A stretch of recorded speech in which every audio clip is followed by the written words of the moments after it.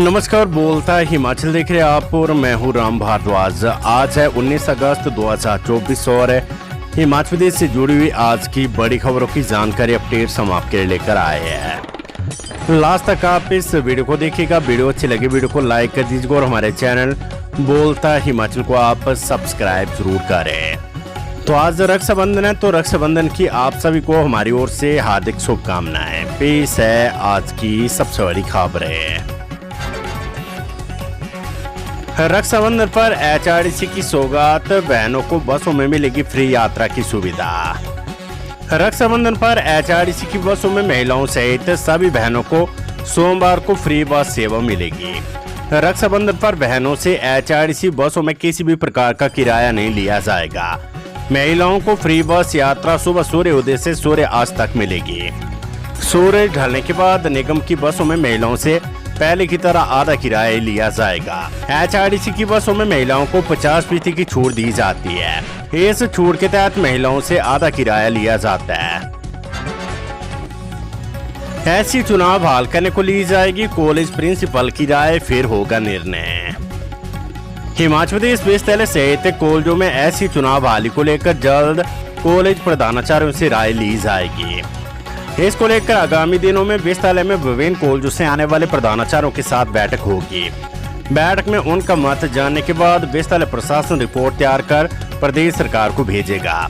ये बैठक अगस्त माह के अंतिम सप्ताह तक आयोजित होगी। विश्वविद्यालय में आगामी दिनों में स्पोर्ट्स काउंसिल की बैठक प्रस्तावित है। इसी बैठक के दौरान ऐसी चुनाव को लेकर भी चर्चा होगी। इसके बाद प्रदेश सरकार को इसकी रिपोर्ट भेजे जाने के बाद सरकार की ओर से जो भी दिशा निर्देश जारी होंगे उसी के अनुसार विश्वविद्यालय व कॉलेज प्रशासन अगला कदम उठाएंगे। टांडा मेडिकल कॉलेज में आज भी जारी रहेगी डॉक्टरों की हड़ताल, बंद रहेगी ओपीडी और ओटी सेवाएं। डॉक्टर राजेंद्र प्रसाद राजकीय आयुर्विज्ञान चिकित्सा महाविद्यालय टांडा अस्पताल में सोमवार को भी रेजिडेंट डॉक्टर एसोसिएशन द्वारा विरोध प्रदर्शन जारी रहेगा। शनिवार को सुबह 6 बजे से 24 घंटे के लिए, रविवार सुबह 6 बजे तक ओपीडी और ओटी सेवाएं बंद रखने के बाद रेजिडेंट डॉक्टर एसोसिएशन द्वारा विरोध प्रदर्शन सोमवार को भी जारी रहेगा और अगली सूचना आने तक इसे जारी रखा जाएगा। Federation of resident doctor association फोड़ा के संकेतक समर्थन में टांडा मेडिकल कॉलेज के रेजिडेंट डॉक्टर एसोसिएशन द्वारा सोमवार को भी हड़ताल जारी रहेगी। हिमाचल सरकार का बड़ा फैसला, बिना छात्रों वाले 99 सरकारी स्कूल किए बंद। हिमाचल प्रदेश सरकार ने शून्य नामांकन वाले 99 सरकारी प्राथमिक और माध्यमिक स्कूलों को अधिसूचित कर दिया है। साथ ही 5 या इससे कम विद्यार्थी वाले 419 स्कूलों को निकटतम स्कूलों में विलय करने का आदेश दिया है, जिनमें 361 प्राथमिक विंग के बंद किए गए 99 स्कूलों में से 99 प्राथमिक स्कूल है।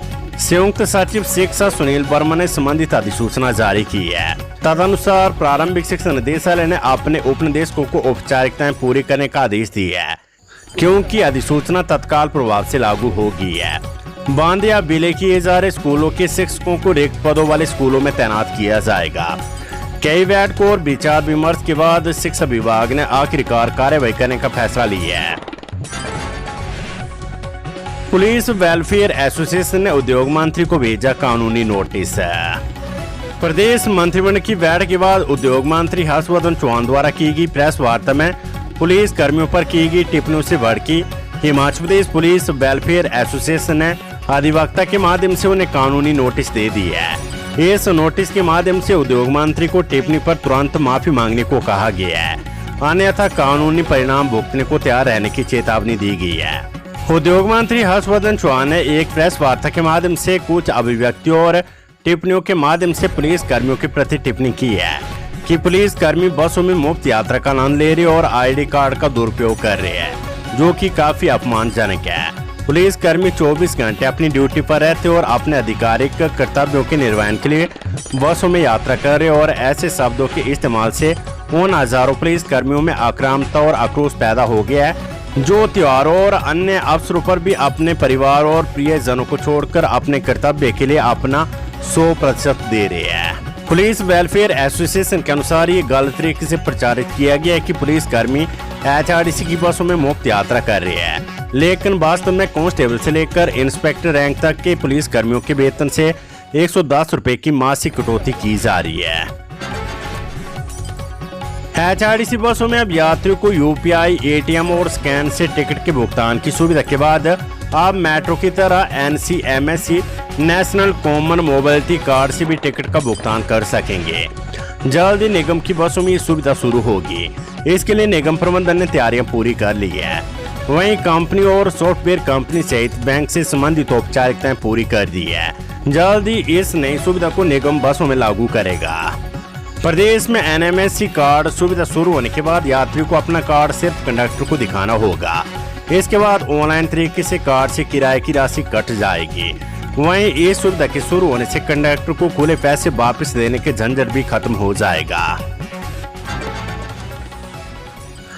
हिमाचल में मानसून की शुरुआत से अब तक बादल फटने और बाढ़ की 51 घटनाओं में 31 लोगों की मौत है। हिमाचल प्रदेश में मानसून सीजन के दौरान 27 जून से 16 अगस्त के बीच बादल फटने और बाढ़ की 51 घटनाओं में 31 लोगों की मौत हो चुकी है।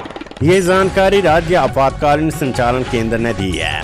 हिमाचल प्रदेश में मानसून 27 जून को पहुंचा। 27 जून से 16 अगस्त के बीच बादल फटने और बाढ़ की 51 घटनाओं में 31 लोगों की मौत होगी और 33 लोग लापता हो गए हैं। लाहौल और स्पीति में ऐसी 22 घटनाएं हुई जो राज्य में सबसे अधिक है। इसके बाद किन्नौर में 11, ऊना में 6, कुल्लू और मंडी में 3-3, सिरमौर में 2, चंबा, हमीरपुर, शिमला और सोलन जिलों में 1-1 घटनाएं हुई है।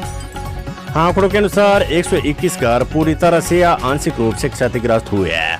राज्य आपातकालीन परिचालन केंद्र ने बताया कि इसी अवधि में 35 भूस्खलनों में 3 लोगों की मौत हुई है। मंडी में सबसे अधिक 9 भूस्खलन हुए हैं। किन्नौर और शिमला में 6-6, लाहौल और स्पीति तथा चंबा में 4-4, सोलन में 3, कुल्लू में 2 और बिलासपुर में 1 भूस्खलन हुआ है।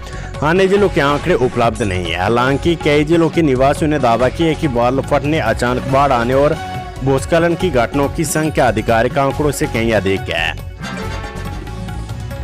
27 अगस्त से शुरू होगा विधानसभा का मानसून सत्र। इस बार भी गूंजेगा प्राकृतिक आपदा का मुद्दा। 27 अगस्त से शुरू होने वाले विधानसभा के मानसून सत्र में इस बार भी प्राकृतिक आपदा की गूंज सुनाई देगी। इसके लिए ऑनलाइन व ऑफलाइन सवाल पूछने का सिलसिला शुरू हो गया है।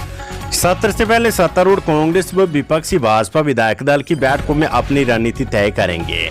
इसमें जहां सत्तारूढ़ दल विपक्ष की तरफ से उठाए जाने वाले सवालों एवं अन्य मुद्दों तथा तथ्यों के साथ जवाब देने की कोशिश करेगा, वहीं विपक्षी दल प्राकृतिक आपदा, सड़कों की खराब हालत, कानून व्यवस्था, खनन व कर्मचारियों की देनदारियों जैसे मुद्दों को उठाकर सरकार को घेरने का प्रयास करेगा। विधानसभा का मानसून सत्र इस बार बदले परिदृश्य में होगा। बजट सत्र के दौरान राज्यसभा चुनाव में जब कांग्रेस के 6 विधायकों ने बगावत करके क्रॉस वोटिंग की थी, उस समय 3 निर्दलीय विधायकों ने उनका साथ दिया था। इस कारण सदन में कांग्रेस के सदस्यों की संख्या 40 से घटकर 34 हो गई थी, लेकिन सरकार पर आया संकट टल गया था। विधानसभा अध्यक्ष कुलदीप सिंह पठानिया भी सत्र से पहले सर्वदलीय बैठक बुलाएंगे। इसमें उनकी तरफ से पक्ष विपक्ष से सहयोग की अपील की जाएगी। सर्वदलीय बैठक में नेता प्रतिपक्ष जयराम ठाकुर को विशेष रूप से आमंत्रित किया जाएगा। इसके अलावा सरकार की तरफ से मुख्य रूप से संसदीय कार्य मंत्री हर्षवर्धन चौहान मौजूद रहेंगे। पूर्व विधानसभा अध्यक्ष एवं विधायक विपिन सिंह परमार ने कहा कि कांग्रेस सरकार को भाजपा सदन के अंदर और बाहर घेरेगी। उन्होंने कहा कि सरकार को बने हुए 1.5 वर्ष से अधिक का समय हो गया है। ऐसे में अब उसे जनता के प्रति जवाबदेही बनना होगा। प्रतिमाह 1000 करोड़ रुपए के हिसाब से कर्ज लेने वाली सरकार ने जनहित का एक भी कार्य नहीं किया है। जनता को झूठी गारंटियों के नाम पर ठगा है, जिसमें बेरोजगारी, युवाओं को धोखा देने के अलावा कर्मचारी पेंशनरों के हितों को अनदेखा किया है। भाजपा जनहित से जुड़े सभी सवाल सरकार से पूछेगी। प्राकृतिक आपदा से लोकमान विभाग को 500 करोड़ रुपए का नुकसान, विक्रमादित्य सिंह। लोकमान मंत्री विक्रमादित्य सिंह ने कहा है कि मानसून के कारण आई प्राकृतिक आपदा से विभाग को 500 करोड़ रुपए का नुकसान पहुंचा है। उन्होंने कहा है कि इस दौरान विभाग ने 5 दिन के रिकॉर्ड समय में बैली ब्रिज बनाकर यातायात की बहाली की है। विक्रमादित्य सिंह ने जानकारी राजभवन में राज्यपाल से प्रताप शुक्ल से मुलाकात करके दी है। उन्होंने प्रदेश में नुकसान की जानकारी भी राज्यपाल से साझा की है। उन्होंने कहा कि वे आपदा प्रभावित क्षेत्रों समेज, बागीपुल, राजवन, मानिकांड और मलाना का दौरा करके लौटे हैं, जहां पर जन धन को भारी क्षति पहुंची है। उन्होंने प्रदेश के विभिन्न क्षेत्रों में नुकसान और विभाग की तरफ से किए जा रहे पुनर्निर्माण कार्यों के बारे में विस्तृत जानकारी दी है। लोकमान्य मंत्री विक्रमादित्य सिंह ने केंद्रीय गृह मंत्री अमित शाह एवं केंद्रीय भूतल परिवहन एवं राष्ट्रीय राजमार्ग मंत्री नितिन गडकरी से आपदा के समय सहयोग मांगा है। उन्होंने कहा कि राज्य के पुनर्निर्माण कार्य में प्रदेश सरकार को केंद्र से मदद की अपेक्षा है। खबर शिक्षा विभाग से स्टेट टीचर अवार्ड के लिए 20 अगस्त तक पूरी होगी स्पोर्ट इवैल्यूएशन। हिमाचल सरकार ने इस बार स्टेट टीचर अवार्ड के लिए सख्त नियम बनाए हैं। ऐसे में शिक्षकों को आवेदन करने से ही अवार्ड नहीं मिल पाएगा, बल्कि उन्हें तय नियमों और शर्तों के तहत मेरिट पर आना होगा। फिलहाल अवार्ड के लिए अभी जिलों में शिक्षकों के कार्यों की स्पोर्ट इवैल्यूएशन की जा रही है। 20 अगस्त तक ही स्पोर्ट इवैल्यूएशन होगी। खबर उन्ना से अमीर बनने की लालसा में युवक ने गंवाए 30 लाख रुपए। शेयर बाजार में निवेश कर दिनों दिन अमीर बनने के सब्जबाग दिखाकर जालसाज व्हाट्सएप ग्रुप के माध्यम से उपमंडल गगरेट के मावा सिंधिया गांव के एक युवक को 30 लाख रुपए से भी अधिक की राशि का चूना लगा गया है। इन जालसाजों का शिकार बनकर युवक ने आईपीओ खरीदने के लिए विभिन्न बैंकों से ऋण भी उठा लिया, लेकिन जब तक उसे इस जालसाजी का पता चला तब तक उसे लाख रुपए की चपत लग चुकी थी। युवक की शिकायत पर अब गगरेट पुलिस ने धोखाधड़ी का मामला दर्ज कर आगामी कार्यवाही शुरू कर दी है। रिटायरमेंट एज बढ़ाने को चली फाइल वित्त विभाग के पास पहुंची। हिमाचल के सरकारी विभागों में चतुर्थ श्रेणी यानी क्लास 4 कर्मचारियों की रिटायरमेंट एज बढ़ाने का मामला अब वित्त विभाग में चला गया है। हिमाचल हाईकोर्ट से फैसला आने के बाद कार्मिक विभाग ने इस बारे में रिप्रेजेंटेशन को वित्त विभाग को भेजा है। इसके बाद क्लास 4 एम्प्लॉयज एसोसिएशन ने ज्ञापन सरकार को दिया था। कार्मिक विभाग ने वित्त विभाग को कहा कि सेवानिवृत्ति की उम्र 58 से 60 साल करने का मामला फाइनेंशियल रूल्स के तहत आता है, इसलिए वित्त विभाग इस पर फैसला ले। वित्त विभाग से निर्देश आने के बाद कार्मिक विभाग अगली प्रक्रिया को पूरा करेगा।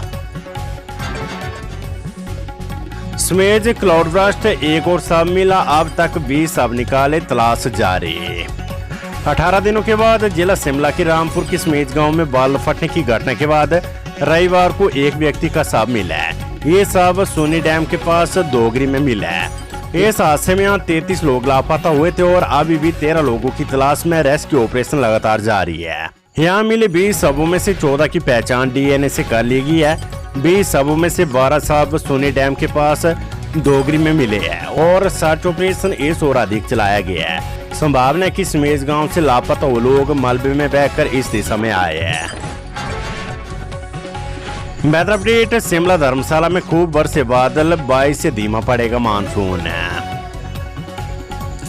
येलो अलर्ट के बीच रविवार को राजधानी शिमला, धर्मशाला और बर्टी में खूब बारिश हुई है, जबकि कुछ क्षेत्रों में हल्की, वहीं प्रदेश के अधिकांश हिस्सों में बारिश नहीं हुई है। बर्टी में सर्वाधिक 40.5, धर्मशाला 27 और शिमला में 10 मिलीमीटर बारिश हुई है, जबकि पिछले 24 घंटों में राज्य के कुछ स्थानों पर हल्की से मध्यम बारिश हुई है। मौसम विभाग के अनुसार प्रदेश में 21 अगस्त तक कहीं भारी बारिश का येलो अलर्ट रहेगा, लेकिन 22 अगस्त से मानसून धीमा पड़ सकता है और 22, 23 और 24 अगस्त को किसी भी प्रकार का अलर्ट जारी नहीं किया गया है।